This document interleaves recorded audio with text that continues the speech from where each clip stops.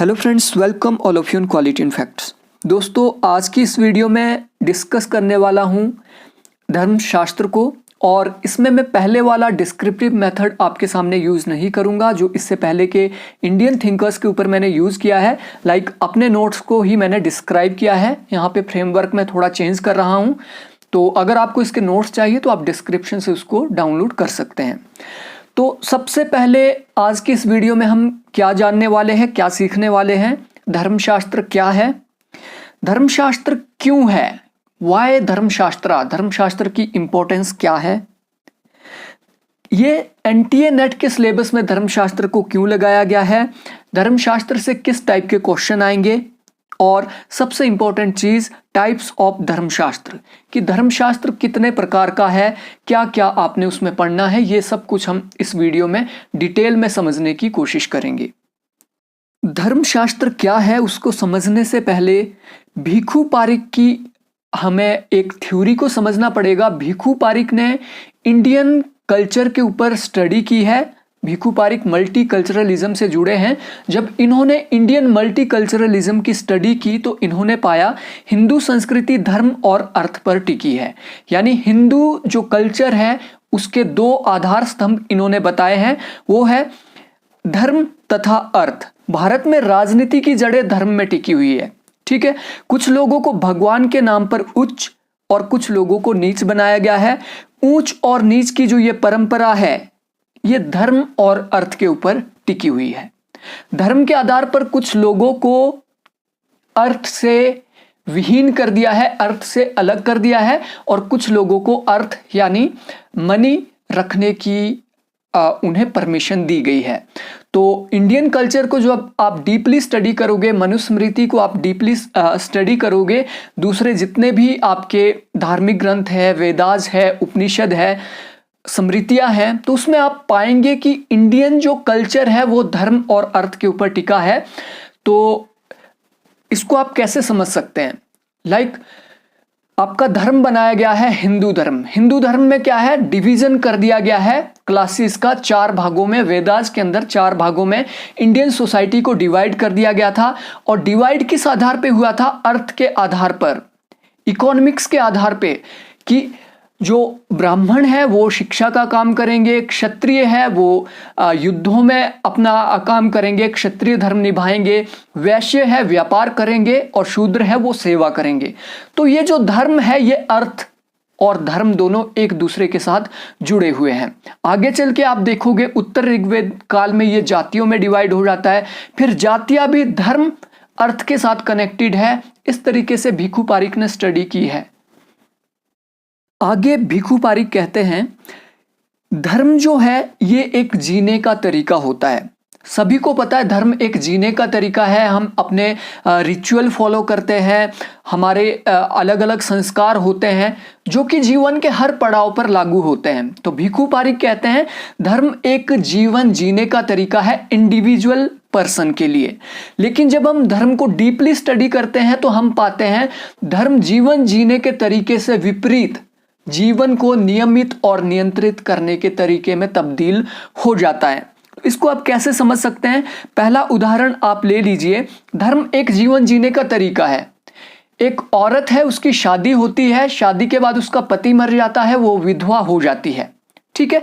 वो विधवा हो जाती है तो उसको क्या है, सफेद कपड़े पहनने पड़ेंगे, वो साज श्रृंगार नहीं कर सकती है। अब देखो ये था क्या, ये एक जीवन जीने का तरीका था, ठीक है। अब वो किसी भी प्रकार से ना तो वो मतलब उसको वाइट कपड़े ही पहनने पड़ेंगे, साज श्रृंगार किसी भी प्रकार का वो नहीं कर सकती है, मतलब उसकी जिंदगी बर्बाद हो चुकी है। अब वो उसका जीने का तरीका है, लेकिन अब उसको नियमित किया जा रहा है धर्म के आधार पे। अगर वो वाइट कपड़े नहीं पहनती तो उसको पनिशमेंट की जाएगी। सोसाइटी में क्या है, उसको कुलटा कहा जाएगा। बहुत ही किस तरीके के आप समझ सकते हैं किस तरीके से एक नारी को प्रदर्शित किया जाता है अगर वो धर्म को फॉलो नहीं करती है। यानी हालांकि ये धर्म जीने का एक तरीका था, लेकिन इससे क्या है, उसके जीवन को नियमित किया जा रहा है, पूरी सोसाइटी को नियमित किया जा रहा है। अब कुछ लोग बोलते हैं कि मैं हिंदू धर्म के ऊपर ही टिप्पणी करता हूँ। बेसिकली मैंने हिंदू धर्म को ही अच्छे से समझा है, इसलिए मैं हिंदू धर्म की जो बुराइयां हैं उसको सामने लाने की कोशिश करता हूँ। लेकिन मुस्लिम धर्म की जितनी मुझे नॉलेज है वो भी मैं आपके सामने रख देता हूँ।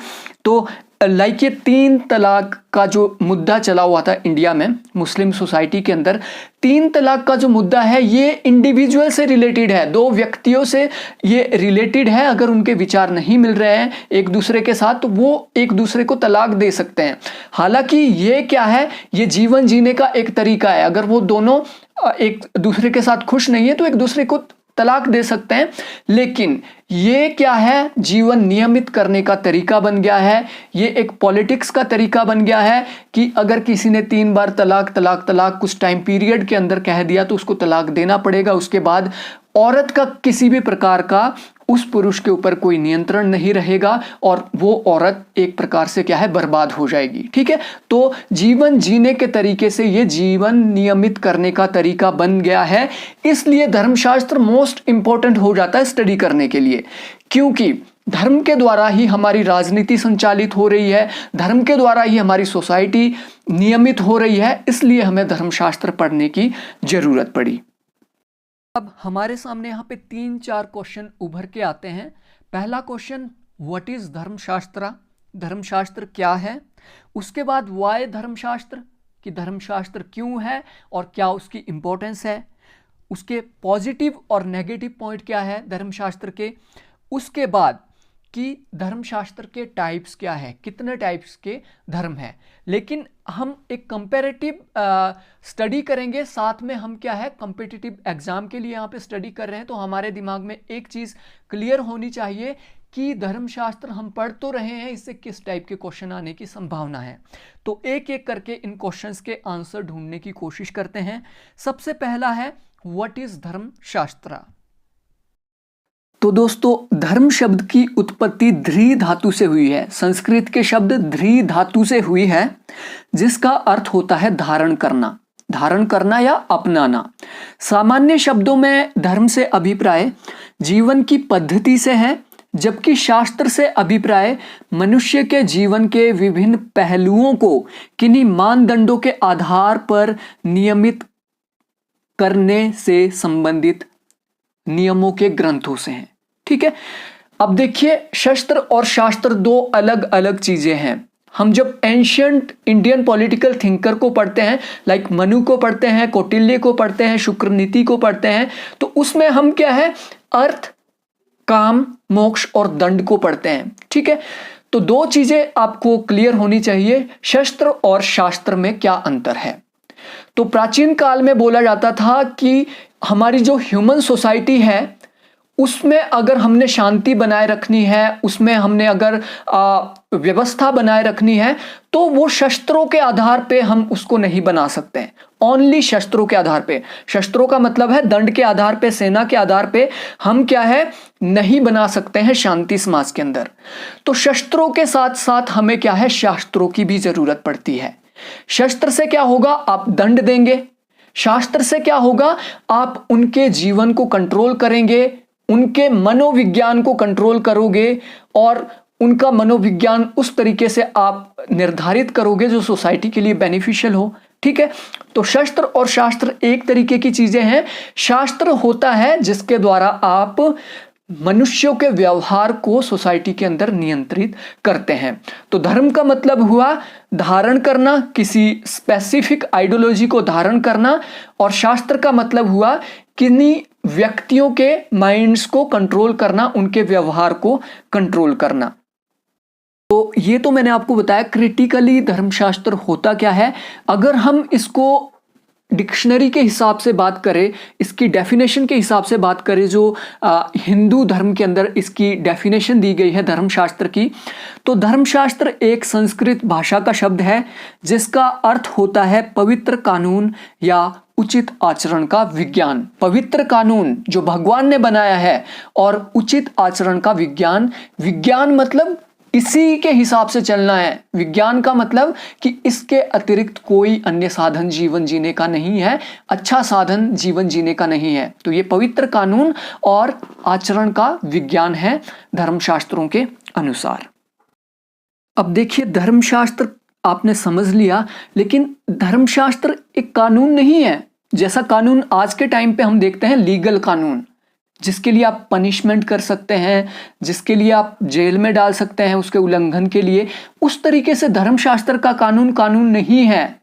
हालांकि अगर आप एंशिएंट इंडियन सोसाइटी को या फिर आज़ादी से पहले इंडियन सोसाइटी को देखें तो उस टाइम ये लीगल कानून की तरह माना जाता था। अगर किसी ने जाति से बाहर विवाह किया तो उसको जाति से बाहर फेंक देंगे। अभी भी आप हरियाणा में देखें, राजस्थान में देखें, इंडिया के बहुत से ऐसे हिस्से हैं जहाँ पे खाप पंचायतें चलती है जो कि मनुस्मृति के आधार पर अपने निर्णय दे देती है और यहाँ तक मरवा देते हैं जो इंटरकास्ट शादियाँ करते हैं, ठीक है। लेकिन अगर इसको आप धर्मशास्त्र को समझे तो ये इसका सीधा संबंध कानूनी प्रशासन से नहीं है, बल्कि प्रत्येक स्थिति में आचरण के उचित मार्ग से है। और धर्मशास्त्र हर धर्म में होते हैं। धर्मशास्त्र आप समझ गए हैं कि धर्म के आधार पे लोगों को चलाना, तो धर्मशास्त्र हर एक धर्म के अंदर पाए जाते हैं। मुस्लिम समुदाय में आप देखो तो कुरान को जब आप पढ़ोगे तो कुरान के आधार पे लोगों के व्यवहार को नियमित करने की कोशिश की जाती है। कुरान में जो लिखा है उसके हिसाब से ही मुस्लिमों को चलना होगा, तो वो भी एक मुस्लिम धर्मशास्त्र है। हिंदू धर्मशास्त्र की अगर हम बात करें तो इसमें तो बहुत सारे आपके शास्त्र आ जाते हैं, जिसमें से गीता है, आपका ऋग्वेदा है, ऋग्वेदा के बाद जो 3 वेद और आए हैं उसके सब वेद वो है, मनुस्मृति है, जितनी भी स्मृतियां हैं आपकी वो सारे के सारे इंडियन धर्म ग्रंथ में आ जाते हैं। ईसाइयों का धर्म ग्रंथ आप देखें तो बाइबल है, उसी तरीके से आप जैनिज्म के अंदर देखोगे, सिखिज्म के अंदर देखोगे, तो हर एक धर्म का अपना अपना शास्त्र है। तो ये मान के कभी भी नहीं चलना है कि धर्मशास्त्र सिर्फ हिंदू धर्म को ही नियमित करता है। तो आई होप आपको ये पता लग गया होगा टाइप्स ऑफ धर्मशास्त्र कि धर्मशास्त्र कितने प्रकार के होते हैं। जितने प्रकार के धर्म होंगे उतने प्रकार के धर्मशास्त्र होंगे। धर्मशास्त्र के अंदर क्या है, कर्तव्यों और अधिकारों की व्याख्या की जाती है। लाइक हिंदू धर्म के अंदर ब्राह्मणों के क्या अधिकार है, क्या उनके कर्तव्य है, क्षत्रियों के क्या अधिकार है, क्या उनके कर्तव्य है, वैश्यों के क्या अधिकार है और क्या उनके कर्तव्य है, और शूद्रों के क्या अधिकार है और क्या उनके कर्तव्य है। इसका डिटेल में आपको धर्मशास्त्र के अंदर मिल जाएगी, उसकी व्याख्या की क्या क्या उनके कर्तव्य है, ठीक। और हिंदू धर्म में धर्मशास्त्र को ब्रह्मांड का कानून माना गया है। तो ये आपके लिए इंपॉर्टेंट है। धर्मशास्त्र क्या है, ब्रह्मांड का कानून। ब्रह्मांड में क्या है, जितने भी तत्व हैं उसके अलग अलग देवता आपको मिल जाएंगे। लाइक ब्रह्मांड में वायु है, हवा है, तो हवा के देवता है जिसे वायु देवता बोला जाता है। आग है, अग्नि देवता, जल देवता, इंद्र देवता। मतलब ब्रह्मांड के जितने भी पार्टिकुलर्स हैं, जितने भी अणु या परमाणु है, उसका अलग अलग देवता बना दिया है, इसलिए उसको ब्रह्मांड का कानून कहा जाता है। अब हम देखते हैं साहित्य में धर्मशास्त्र। हमारे जो हिंदू साहित्य है, हिंदू जो कल्चर है, उसका जो साहित्य है, उसमें धर्मशास्त्र क्या है। लेकिन अब यहाँ पे देखिए, आप जब सिलेबस को देखेंगे, अपने एनटीए नेट के सिलेबस को एनालाइज करेंगे, तो धर्मशास्त्र का मतलब वहाँ पे एक ही उभर कर आ रहा है। वो उभर के आ रहा है हिंदू धर्मशास्त्र। तो आपसे मुस्लिम धर्मशास्त्र से क्वेश्चन नहीं आने वाला है, ईसाई से नहीं आएगा, सिख से नहीं आएगा, जैन से नहीं आएगा, लेकिन हिंदू धर्मशास्त्र से आपको क्वेश्चन जरूर आएगा। अब यहीं पे वो क्वेश्चन भी हम क्लियर कर लेते हैं कि वाय धर्मशास्त्र, कि धर्मशास्त्र क्यों रखा गया है एनटीए के सिलेबस में। अब देखिए, धर्मशास्त्र एक तो इसके अगर आप प्लस पॉइंट से देखें, प्लस पॉइंट से क्या है, आपको पता लगेगा आपके एंशिएंट कल्चर का, आपकी संस्कृति का पता लगेंगे। क्योंकि आज के टाइम में आप देखते हैं बीजेपी क्या बोलती है, बीजेपी का एक ही एजेंडा रहता है कि हिंदू संस्कृति खतरे में है, हिंदू संस्कृति खतरे में है और उसको हमें बचाना है, ठीक है। इसलिए बच्चों को भी पढ़ाना पड़ेगा, यूनिवर्सिटी लेवल पर भी पढ़ाना पड़ेगा और कॉम्पिटिटिव एग्जाम में भी इस तरीके के सिलेबस को हमें रखनेगा ताकि हम हिंदू कल्चर को बचा सकें। ये तो पहला पॉइंट है। अगर आप क्रिटिकली इसको एनालाइज करने की कोशिश करें तो क्या होगा कि एक तो हिंदू जो धर्म है उसका जो प्राचीन इतिहास है, उसकी जड़ें हैं, उसकी बुराइयां भी आप समझ पाएंगे, उसके अंदर क्या बुराइयां थी। और प्राचीन संस्कृति के आधार पे आज जो संस्थाएं निर्मित हुई है, धर्म निर्मित हुए हैं, मंदिर निर्मित हुए हैं, पुजारी कौन होगा, वो संस्थाएं निर्मित हुई है, उसको आप समझ पाएंगे, उसको एनालाइज कर पाओगे, उसकी जो बुराइयां है उसको आप खत्म कर पाओगे। तो ये रैशनल है, इसीलिए ये इसका आंसर है वाई धर्मशास्त्र इन आवर सिलेबस। तो धर्मशास्त्र इसीलिए हमारे सिलेबस में रखा गया है। तो अब बात कर लेते हैं साहित्य में धर्मशास्त्र की, कि हिंदू साहित्य में धर्मशास्त्र कितने प्रकार का है। दोस्तों, संस्कृत में लिखे गए धर्मशास्त्र का साहित्य बहुत बड़ा है और इसे मुख्यतः 4 वर्गों में विभाजित किया जाता है। तो ये 4 वर्ग आपको पता होने चाहिए। ये 4 वर्ग है वेद, वेदांग, स्मृतियां व पुराण। पहला है वेद, जो कि 4 वेद है। उसके बाद है वेदांग, वेदों का जो अंतिम हिस्सा है उसे वेदांग कहा जाता है। उसके बाद आपकी स्मृतियां हैं, उसके बाद आपके पुराण हैं। एक एक करके देखेंगे, वेद कितने हैं, वेदांग कितने हैं, स्मृतियां कितनी हैं और पुराण कितने हैं। सबसे पहले वेदों को देख लेते हैं। तो वेद हमारे 4 है, सभी को पता है। सबसे प्राचीन और सबसे पहला वेद है ऋग्वेद। ऋग्वेद निकला है ऋक से। ऋक का मतलब होता है स्थिति और ज्ञान। ऋग्वेद जो लिखा गया था ये पद्यात्मक शैली में लिखा गया था। ये आपने याद रखना, ये गद्य में नहीं, ये पद्य शैली में लिखा गया है। और इसके 10 मंडल, इसके अंदर 10 मंडल, मंडल का मतलब इसके अंदर 10 अध्याय हैं और जिसमें 1028 सूक्त हैं, जिसमें 11,000 मंत्र हैं। इस वेद की 5 शाखाएं हैं। वेद की मुख्यतः 5 शाखाएं हैं, जो है शाकल्प, वास्कल, अश्वालयन, शंखायन और मंडूकायन। तो ये आपका ये आपको मेनली पता होना चाहिए इसके बारे में। कॉम्पिटिटिव एग्जाम में कभी भी ये पूछा जा सकता है कि वेद ऋक शब्द से निकला है। ऋक का मतलब होता है स्थिति या ज्ञान, और ये पहला वेद है और इसके अंदर 10 अध्याय हैं, 1000 सूक्त हैं और 11,000 मंत्र हैं। इसकी 5 शाखाएं हैं। उसके बाद इसके अंदर लिखा क्या गया है, इसमें भौगोलिक स्थिति और देवताओं के आह्वान के मंत्रों के बारे में बहुत कुछ लिखा गया है कि अगर हमें इंद्र देवता को बुलाना है तो उसके आह्वान के लिए हमें क्या करना पड़ेगा, बारिश अगर नहीं हो रही है तो उसके लिए हमें क्या करना होगा। ठीक है, अलग अलग, गर्मी बहुत बढ़ गई है, सूखा पड़ गया है, तो अलग अलग चीजों के लिए अलग अलग मंत्र इसके अंदर दिए गए हैं। उसके बाद दूसरा हमारा वेद है यजुर्वेद। यजुर्वेद का अर्थ होता है यत जमा जू। यत जमा जू यानी यजु, यजु से ये निकला है। यत का अर्थ होता है गतिशील तथा जू का अर्थ होता है आकाश, यानी गतिशील आकाश। इसके अलावा कर्म या श्रेष्ठतम कर्म की प्रेरणा भी इसका मतलब होता है। यजुर्वेद में यज्ञ की विधियां और यज्ञों में प्रयोग किए जाने वाले मंत्र, यज्ञ के अलावा तत्व ज्ञान का वर्णन इसके अंदर दिया गया है। तत्व ज्ञान अर्थात रहस्यमयी ज्ञान, जैसे ब्राह्मण, आत्मा, ईश्वर और पदार्थ का ज्ञान, ये रहस्यमयी ज्ञान है कि ब्राह्मण क्या है, आत्मा क्या है, ईश्वर क्या है। तो ये आपको यजुर्वेद के अंदर आपको मिल जाएगा। और ये वेद भी गद्यमय है, गद्यात्मक शैली में ये लिखा गया है। अब देखिए, पहला जो वेद लिखा गया है वो लिखा गया पद्यात्मक शैली में, पद्य में लिखा गया है, और दूसरा वेद लिखा गया है गद्य शैली में। तीसरा वेद हमारे पास है सामवेद। साम का अर्थ होता है रूपांतरण और संगीत या सौम्यता और उपासना। साम का मतलब क्या होता है, संगीत, सौम्यता। सौम्यता मतलब बहुत ही जो सौम्य हो, सॉफ्ट हो। ठीक है, इस वेद में ऋग्वेद की ऋचाओं का संगीतमय रूप है, यानी ऋग्वेद के अंदर जो ऋचाएं हैं उसको संगीतमय रूप में ढाला गया है, संगीत की शैली में उसको ढाला गया है। सामवेद गीतात्मक यानी गीत के रूप में है। अब देखिए, पहला पद्य में, दूसरा गद्य में और तीसरा कौन सी शैली में है, गीतात्मक शैली में। ठीक है, यानी गीत के रूप में यह है। इस वेद को संगीत शास्त्र का मूल माना जाता है कि संगीत जो है, इंडियन जो क्लासिकल म्यूजिक है वो निकला है सामवेद से। इस वेद के अंदर 1824 मंत्रों के इस वेद में 75 मंत्रों को छोड़कर शेष सब मंत्र ऋग्वेद से लिए गए हैं। टोटल 1824 मंत्र हैं और 75 मंत्र ही इसके अपने हैं, बाकी सारे के सारे क्या है, ऋग्वेद से लिए गए हैं। इसमें सविता, अग्नि और इंद्र देवताओं के बारे में जिक्र मिलता है।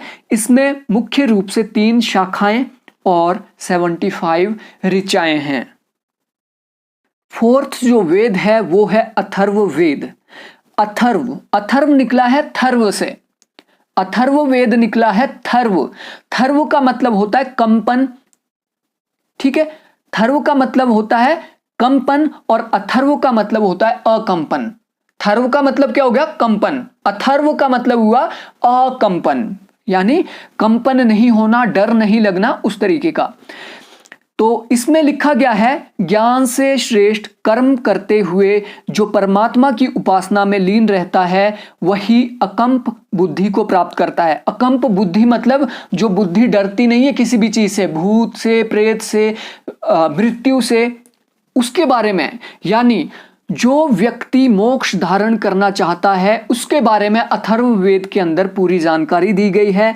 इस वेद में रहस्यमयी विद्याओं, जड़ी बूटियों, चमत्कार, आयुर्वेद इत्यादि का जिक्र है। यानी आयुर्वेद कहाँ से निकला है, ये जो पतंजलि आप देखते हैं तो ये अथर्व वेद से निकला है। इसके 20 अध्यायों में 5687 मंत्र है और इसके 8 खंड है। इसमें भेजश वेद और धातु वेद ये 2 नाम मिलते हैं।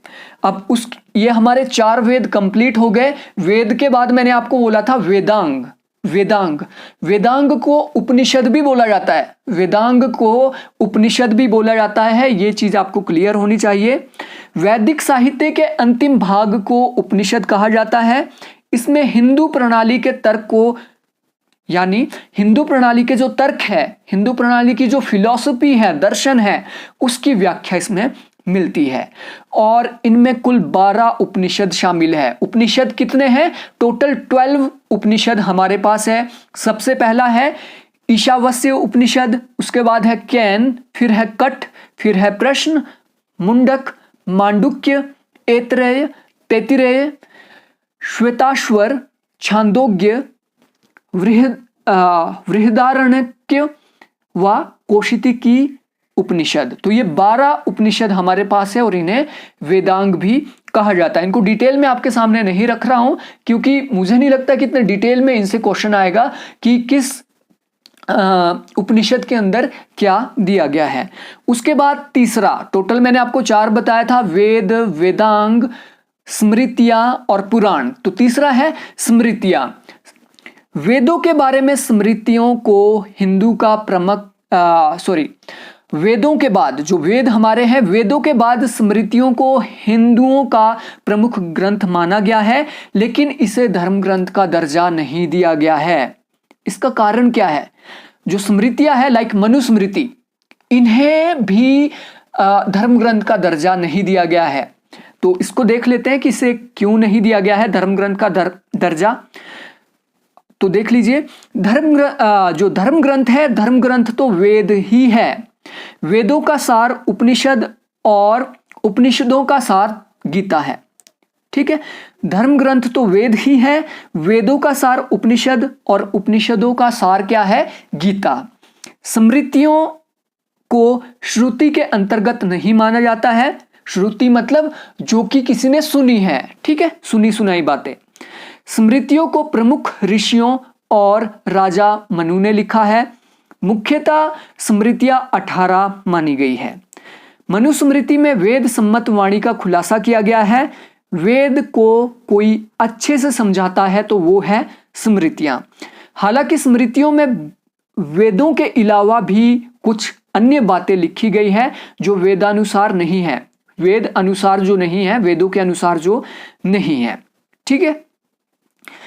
प्रमुख स्मृतियां, प्रमुख जो स्मृति ग्रंथ है वो आपको मोटे तौर पर आपको पता होना चाहिए। आपसे पूछ सकते हैं इनमें से कौन सा स्मृति नहीं है, कौन सा इनमें से पुराण नहीं है, या कौन सा पुराण है और कौन सा स्मृति है। थोड़ा बहुत डिफरेंशिएशन का आपको पता इसके बीच होना चाहिए। तो प्रमुख स्मृति ग्रंथ को देख लेते हैं। सबसे इम्पोर्टेंट और पहली जो स्मृति है वो है मनुस्मृति। इसे राजा मनु ने लिखा है। अब मनु एक इंस्टीट्यूशन होता है, ये कोई व्यक्ति नहीं था। मनु कोई एक व्यक्ति नहीं था, ये एक इंस्टीट्यूशन था। ठीक है, जैसे आज के टाइम में राष्ट्रपति होता है वैसे ही प्राचीन काल में मनु होता था। दूसरी स्मृति है याज्ञवल्क्य स्मृति।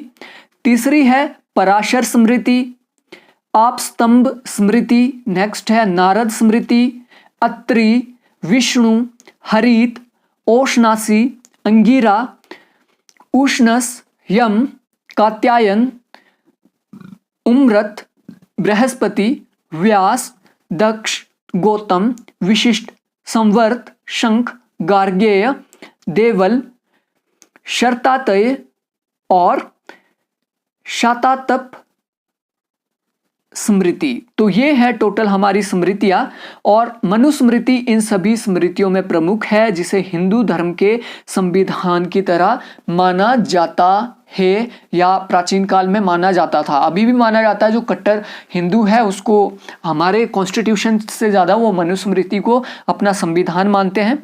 ठीक है, तो मनुस्मृति का यहाँ पे संक्षिप्त में परिचय देना बहुत ज़्यादा जरूरी हो जाता है, क्योंकि मनुस्मृति वो स्मृति है जो चर्चा का विषय रहा है, जिसे बहुत से लोग सपोर्ट करते हैं या बहुत से लोग उसका विरोध करते हैं, क्योंकि उसमें दलितों के खिलाफ लिखा गया है, महिलाओं के खिलाफ लिखा गया है। कुछ लोग इस प्रकार का तर्क देते हैं कि मनुस्मृति में तो बहुत अच्छी चीज़ें लिखी गई है, लेकिन उसका इंटरप्रिटेशन गलत किया गया है। तो आपको पढ़ के ही पता लगेगा। मनुस्मृति में आपको डिस्क्रिप्शन में दे दूंगा, वहां से डाउनलोड कर लीजिए और उसके श्लोकों को आप देखेंगे तो आपको पता लगेगा वो कितना डिस्क्रिमिनेटरी था और कितना डिस्क्रिमिनेटरी वो नहीं था। ठीक है, तो मनुस्मृति को एक इसका संक्षिप्त परिचय हम एक बार देख लेते हैं। मनुस्मृति को प्रथम राजा मनु ने रचा है और ये सामाजिक व्यवस्था स्थापित करने के लिए रची गई थी। सामाजिक व्यवस्था, वेदों के अनुसार सामाजिक व्यवस्था क्या दी गई थी?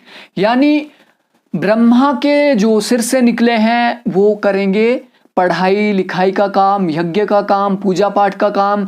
जो उनके भुजाओं से निकले हैं वो क्षत्रिय का काम करेंगे। जो पेट से निकले हैं, आई थिंक जांग से जो निकले हैं वो काम करेंगे वैश्य का, व्यापार का काम करेंगे। और जो निकले हैं पांव से वो काम करेंगे किसका?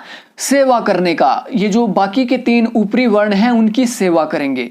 तो होता क्या है, धीरे धीरे लोगों को व्यवस्था समझ आने लगती है कि व्यवस्था क्या है, ये डिस्क्रिमिनेटरी है। इसमें जो सबसे नीचे का तबका है उसका बहुत ज़्यादा शोषण किया जाता है, उसको किसी भी प्रकार के अधिकार नहीं दिए जाते थे, यहाँ तक कि उसको शिक्षा से भी वंचित किया जा सकता है। आप रामायण या महाभारत का एग्जाम्पल देख सकते हैं, किस तरीके से अंगूठा काट लिया गया था एकलव्य का, क्योंकि उसको शिक्षा का अधिकार नहीं था। सूत पुत्र कर्ण को शिक्षा का अधिकार नहीं था और जब उसने शिक्षा ली तो उसको किस प्रकार से श्राप दिया गया और उसकी मृत्यु का वो कारण बना। तो इस तरीके से लोगों को समझ आया प्राचीन काल में कि ये जो व्यवस्था ऋग्वेद के अंदर दी गई है, वर्णों की जो व्यवस्था दी गई है, ये डिस्क्रिमिनेटरी है। तो लोगों ने क्या है, उसका विरोध करना शुरू कर दिया या उन्होंने सेवा करनी बंद कर दी। तो मनुस्मृति उस तरीके से लिखी गई कि ये लोग जो विरोध कर रहे हैं सामाजिक व्यवस्था का, उसको बनाए रखना है, उसके लिए दंड व्यवस्था भी हमें करनी पड़ेगी, हर प्रकार से हमें व्यवस्था उसके लिए करनी पड़ेगी। तो सामाजिक व्यवस्था स्थापित करने के लिए राजा मनु ने मनुस्मृति का निर्माण किया था।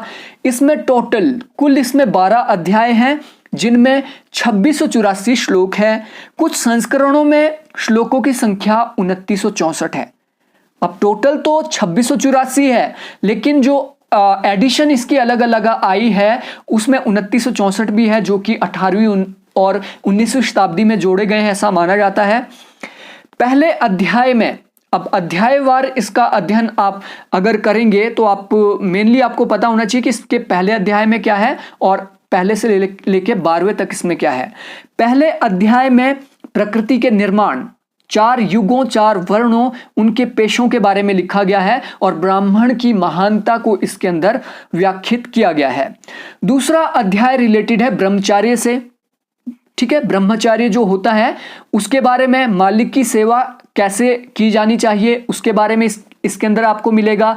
तीसरे अध्याय में शादियों की किस्मों, शादियों की रस्मों, विवाह के रीति रिवाजों और श्राद्ध यानी पूर्वजों की जो श्राद्ध दी जाती है, जिसके ऊपर अभी राजस्थान सरकार ने आई थिंक बैन लगा दिया है, उसके बारे में इसके अंदर वर्णन मिलता है कि किस प्रकार से कौवे को वो बाप मानते हैं और कौवे की पूजा करते हैं अपने पिता की मृत्यु के बाद। वो आपको इसके अंदर मिल जाएगा, आप इस अध्याय को जब पढ़ेंगे। ठीक है, चौथे अध्याय में गृहस्थ धर्म के कर्तव्य, खाने या ना खाने के नियमों और 21 तरह के नरकों का जिक्र है कि अगर आप अपने स्वामी की सेवा नहीं करते तो आप इस नरक में जाओगे, आपको कोड़े दिए जाएंगे, आप संस्कृत मंत्र सुनते हैं तो आपको ये पाप लगेगा। उस तरीके से 21 नरकों का जिक्र इसके अंदर किया गया है। 5वें अध्यायों में महिलाओं के कर्तव्यों का, शुद्धता और अशुद्धता का जिक्र है, यानी महिलाओं के अपने पति के प्रति क्या कर्तव्य है, कौन सी महिला शुद्ध है, कौन सी महिला अशुद्ध है, किस प्रकार से नारियों को कंट्रोल में किया जाए। आपने सुना होगा ढोल, शूद्र और नारी, ताड़न के अधिकारी, वो सारा कुछ आपको इसमें इनडायरेक्टली आपको मिलेगा, कुछ शब्द आपको डायरेक्टली भी इसमें मिल जाएंगे। 6ठे अध्याय में संत के बारे में और 7वें अध्याय में राजा के कर्तव्यों का जिक्र है कि राजा के क्या क्या कर्तव्य होने चाहिए और राजा किस प्रकार से कंट्रोल करता है सिस्टम को। 8वां अध्याय अपराध से जुड़ा है, अपराध, न्याय, वचन और राजनीतिक मामलों आदि पर यह बात करता है। 9वें अध्याय में पैतृक संपत्ति, यानी पिता की संपत्ति है उसको किस प्रकार से ट्रांसफर किया जाना चाहिए उसके बारे में लिखा गया है। शूद्रों को संपत्ति से वंचित रखने की बात इसमें की गई है। 10वें अध्याय में वर्णों के मिश्रण, 10वें अध्याय में क्या है, वर्णों के मिश्रण की बात की गई है, यानी अगर कोई इंटरकास्ट विवाह करता है, वर्णों का मिश्रण होता है तो उसको एक अलग ही धर्म के अंदर, जिसे चांडाल आई थिंक कहा जाता है, उसके अंदर उसको डाला जाएगा। तो ये आपको 10वें अध्याय में मिलेगा। 11वें अध्याय में पाप कर्म, यानी पाप कर्म कौन से है, पुण्य कर्म कौन से है, वो बात की गई है। 12वें अध्याय में 3 गुणों व वेदों की प्रशंसा है। ठीक है, मनुस्मृति में अधिकार, अपराध, बयान और न्याय के बारे में बात की गई है।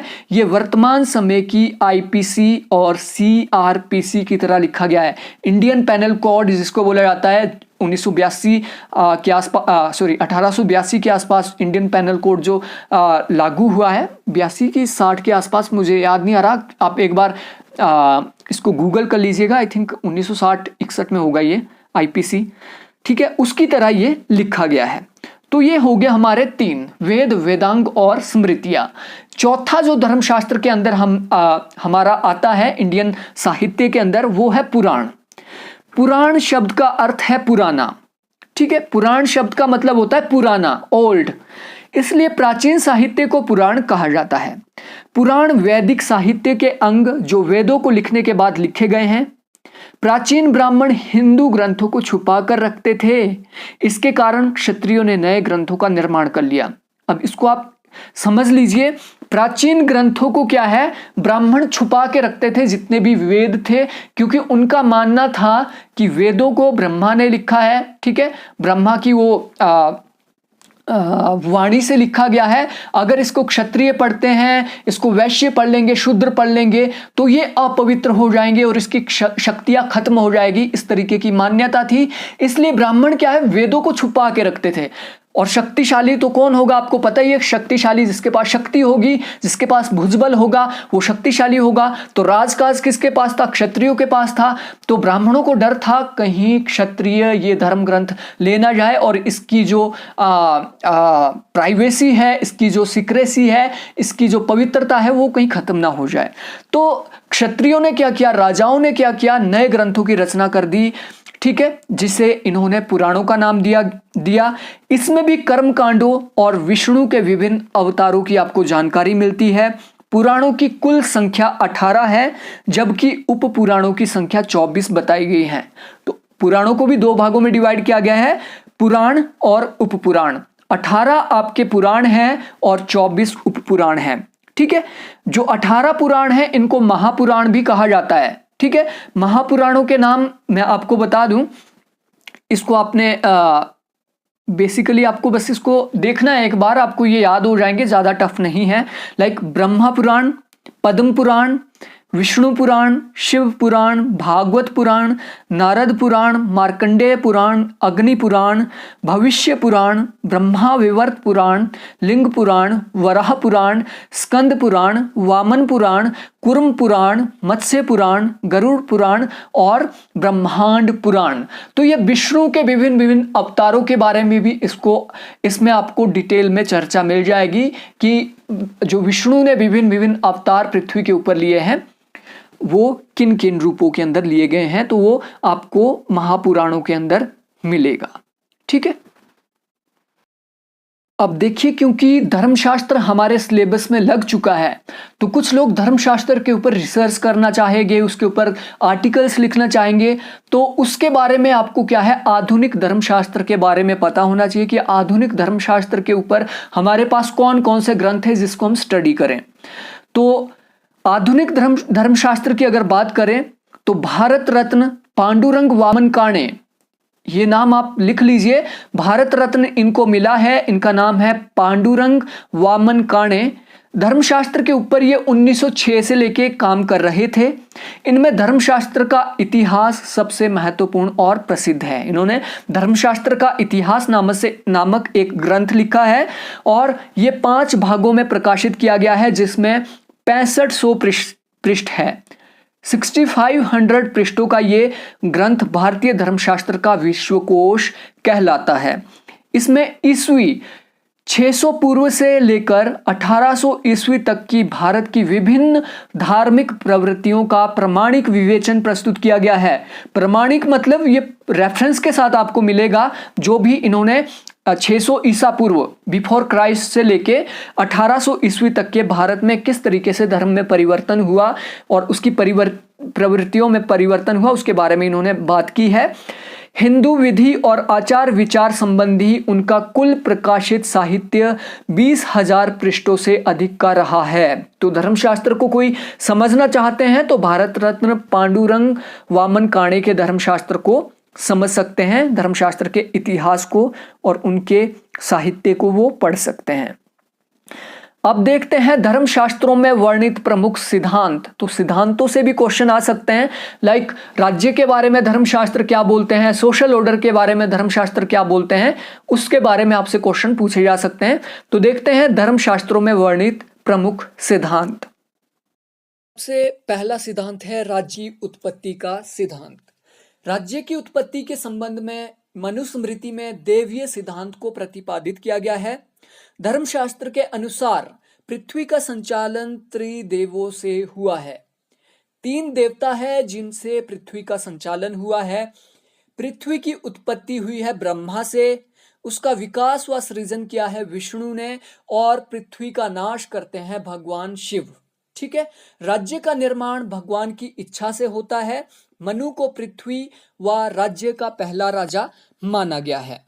मनु एक संस्था के रूप में पृथ्वी पर भगवान का प्रतिनिधि होता है, जो लोगों की रक्षा व समृद्धि के लिए कार्य करता है तथा धर्म की स्थापना करता है। मनुस्मृति में राजा के आंगिक प्रकृति की बात की गई है। राजा के आंगिक प्रकृति की, यानी राजा के जो विभिन्न विभिन्न अंग है उसके हिसाब से ही राज्य का संचालन होता है। ठीक है, जिसके तहत आप सप्तांग सिद्धांत को पढ़ते हैं।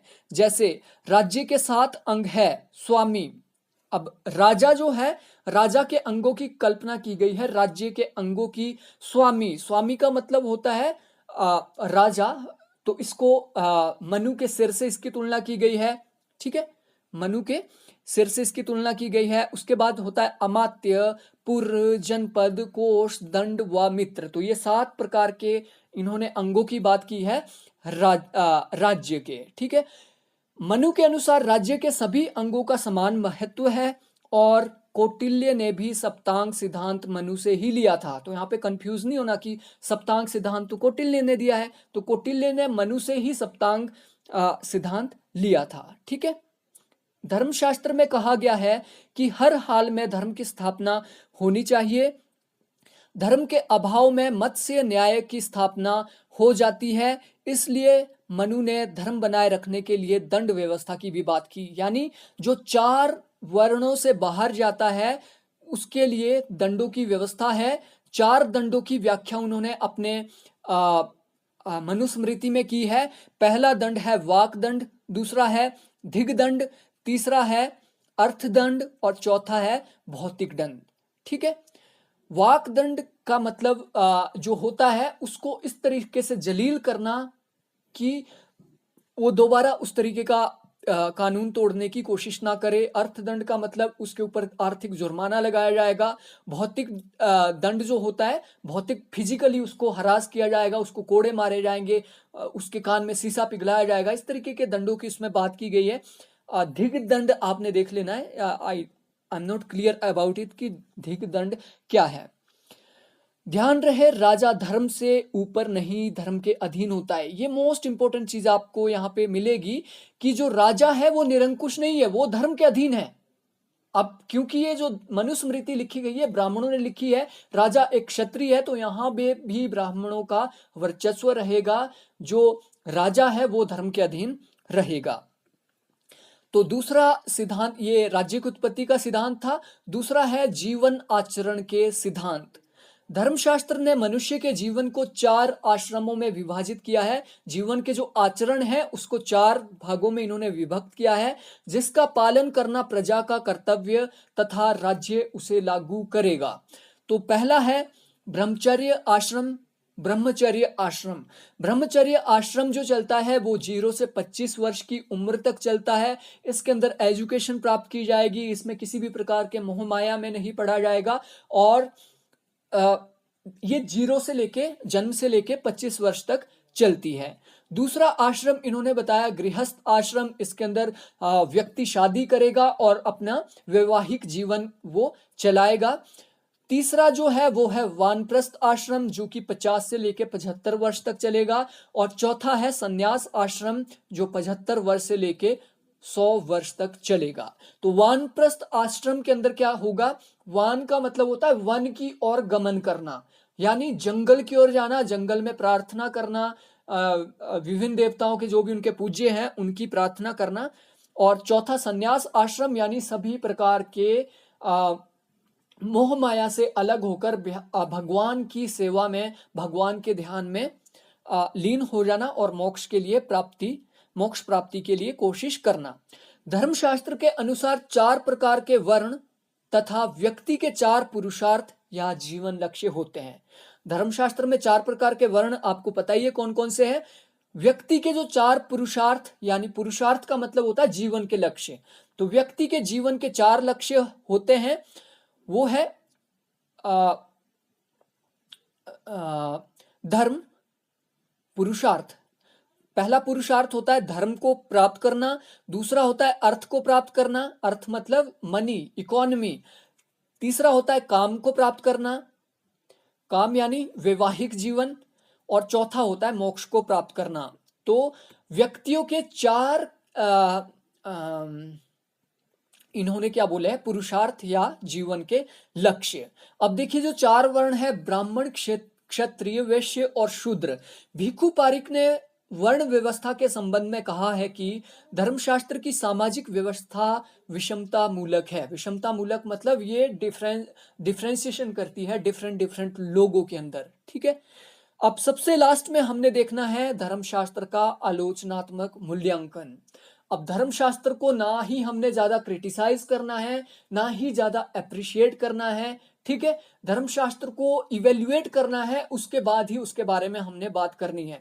यहाँ पे तो हमें ऑब्जेक्टिव टाइप क्वेश्चन आएंगे, यहाँ पे हमें दिक्कत नहीं होगी। लेकिन जो अभी असिस्टेंट प्रोफेसर की तैयारी कर रहे हैं, डेफिनेटली मैं आपको बोल दूं, आपसे धर्मशास्त्र से रिलेटेड क्वेश्चन पूछा जा सकता है इंटरव्यू में। ठीक है, और जिनके रिटर्न में होते हैं वहां पे भी ये क्वेश्चन आ सकता है। तो आलोचनात्मक मूल्यांकन आपके लिए बहुत ज्यादा जरूरी हो जाता है।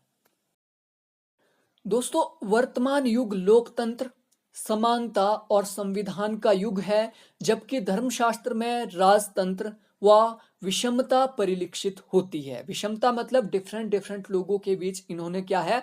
विषमता, यानी किसी के साथ डिस्क्रिमिनेशन तो किसी के साथ एप्रिसिएशन, इस तरीके का इसमें रुख अपनाया गया है। परंतु इसका धार्मिक व आध्यात्मिक पक्ष अभी भी प्रासंगिक है। यानी जो लोग धर्म को जानना चाहते हैं, आध्यात्म को जानना चाहते हैं इसके तहत, तो उसके लिए ये अभी भी धर्मशास्त्र प्रासंगिक है। विभिन्न वर्णों का ब्रह्मा के शरीर से पैदा होना और फिर उसमें ऊंच नीच होना तार्किक नहीं है, क्योंकि धर्मशास्त्र में स्पष्ट उल्लेख है कि वर्ण कर्म पर आधारित है, ना कि जन्म पर। अब जब वेदों को पढ़ेंगे तो वेदों में क्या है, जो वर्ण है वो कर्म पर आधारित थे, लेकिन उत्तर वैदिक काल में जब आप इसको पढ़ोगे तो ये जन्म पर आधारित हो गए। अगर ये सत्य माना जाए, इसको आपने ध्यान से समझना है, क्योंकि धर्मशास्त्र में स्पष्ट उल्लेख है कि वर्ण कर्म पर आधारित है, ना कि जन्म पर। अगर ये सत्य है तो ब्रह्मा के शरीर वाली कल्पना अर्थहीन है, जिसने इन ग्रंथों को हास्यपद बना दिया है। धर्मशास्त्र में केवल ब्राह्मणों के कुछ विशेषाधिकारों का वर्णन है, जबकि अन्य वर्णों के मात्र कर्तव्य का ही वर्णन है, जो विभेदक मूलक है। ठीक है, विभेद मूलक है। राज्य की उत्पत्ति का देवीय सिद्धांत भी कोरी कल्पना है, क्योंकि इसके कोई भी आधार नहीं है, तार्किक आधार। ठीक है, कोई इसकी थ्योरी तो नहीं हो सकती, लेकिन तर्क के आधार पे भी इसको रिजेक्ट बार बार किया जाता है। इसके अतिरिक्त स्त्रियों व निम्न वर्णों के प्रति घटिया व हीन मानसिकता के कारण इन ग्रंथों का कई बार विरोध होता रहा है। बाबा साहब अंबेडकर ने तो मनुस्मृति को विभेदक मूलक और शोषण का शास्त्र करार देते हुए इसे आग लगा दी थी, और इसके प्रति आक्रोश दिन प्रतिदिन बढ़ता जा रहा है। तो ये था इसका एक क्रिटिकल इवेल्युएशन। आई होप आपके लिए ये वीडियो यूजफुल रही होगी। अगर आपको लगता है ये वीडियो यूजफुल है तो प्लीज़ एक लाइक ज़रूर कर दे। Thank you, thanks for watching.